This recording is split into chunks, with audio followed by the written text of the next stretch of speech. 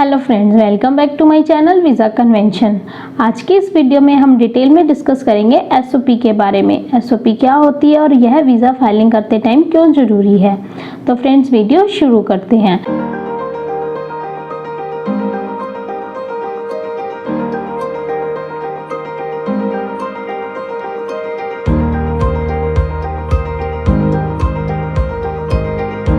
सबसे पहले हम बात करते हैं एसओपी होती क्या है। तो एसओपी की फुल फॉर्म है स्टेटमेंट ऑफ पर्पस। आप किस पर्पस से अब्रॉड ट्रैवल करना चाहते हैं, आपने वो सब मेंशन करना होता है। Basically it is story about yourself, जिसमें आपने आपकी सारी पर्सनल डिटेल और ट्रैवल रिलेटेड डिटेल लिखनी होती है। यह अकॉर्डिंग टू वीज़ा डिपेंड करती है, केस टू केस वेरी करती है कि आप कौन से वीज़ा के लिए अप्लाई कर रहे हैं। फॉर एग्जाम्पल, अगर कोई स्टूडेंट स्टडी वीज़ा के लिए अप्लाई कर रहा है तो उस केस में स्टूडेंट को अपनी सारी पर्सनल डिटेल, फैमिली डिटेल, उसके साथ अपनी सारी study detail, course detail, college detail और कंट्री डिटेल भी लिखनी होगी, और इसके साथ ही अपने फ्यूचर प्लान्स भी लिखने होंगे।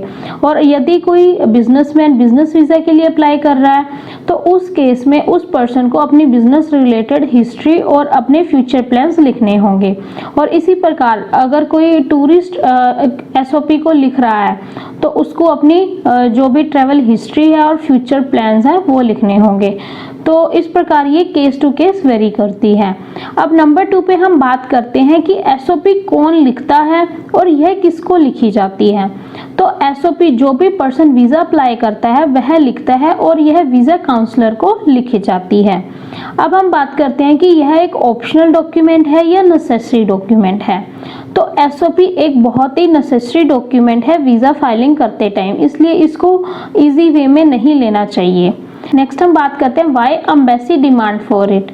एम्बेसी इसकी डिमांड क्यों करती है।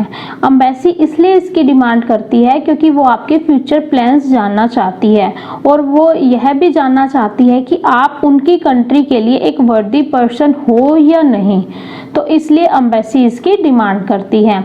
नेक्स्ट हम बात करते हैं यह किसी और एसओपी से हमें कॉपी करनी चाहिए या नहीं।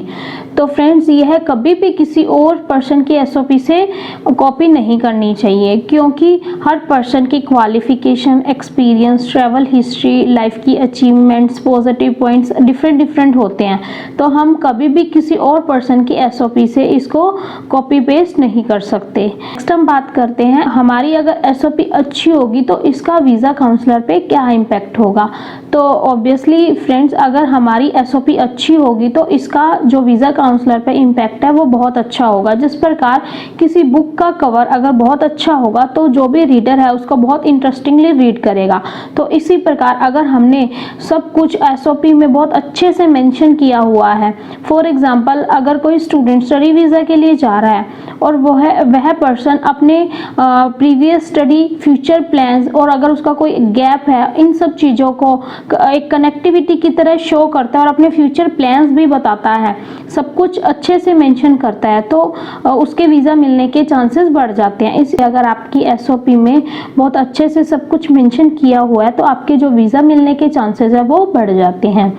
नेक्स्ट अब हम बात करते हैं कि हमें एसओपी में कौन कौन से पॉइंट्स हाईलाइट करने चाहिए और कौन कौन से नहीं।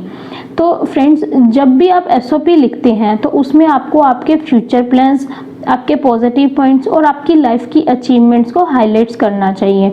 और जो भी आपके नेगेटिव पॉइंट हैं, यानी कि आपके फेलियर हैं या आपकी वीकनेसेस हैं, तो आपको इन सब चीज़ों को हाइड करना चाहिए। तो फ्रेंड्स, ये है एसओपी के बारे में complete information. SOP visa filing के लिए बहुत ही इंपॉर्टेंट डॉक्यूमेंट है, तो इसको कभी भी इजी वे में नहीं लेना चाहिए। एसओपी अगर आप नहीं लिख पा रहे हैं तो आपको ज़रूर किसी एक्सपर्ट की एडवाइस लेनी चाहिए, क्योंकि एक गलत एसओपी भी रिफ्यूज़ल का कारण बन सकता है। इसलिए आपको एसओपी की फॉर्मेटिंग बहुत ध्यान से करनी चाहिए। तो फ्रेंड्स, अगर आपको एसओपी से रिलेटेड या वीज़ा फाइलिंग से रिलेटेड किसी भी प्रकार की कोई भी क्वेरी है तो आप मुझे स्क्रीन पर दिए गए कॉन्टैक्ट नंबर से कॉन्टैक्ट करके पूछ सकते हैं। इसके अलावा आप मुझे सोशल मीडिया प्लेटफॉर्म से भी कॉन्टैक्ट कर सकते हैं और दिए गए कमेंट बॉक्स में कमेंट करके पूछ सकते हैं। जितना पॉसिबल होगा आपके कमेंट्स का रिप्लाई करने का ट्राई करूंगी। फ्रेंड्स, अगर आपको मेरी वीडियो इन्फॉर्मेटिव लगी हो तो मेरे चैनल को जरूर सब्सक्राइब करें, वीडियो को लाइक करें, शेयर करें और बेल आइकन को प्रेस करें, ताकि आपको आने वाली इसी प्रकार इंफॉर्मेटिव वीडियोस की नोटिफिकेशन टाइम टू टाइम मिलती रहे। Thank you friends.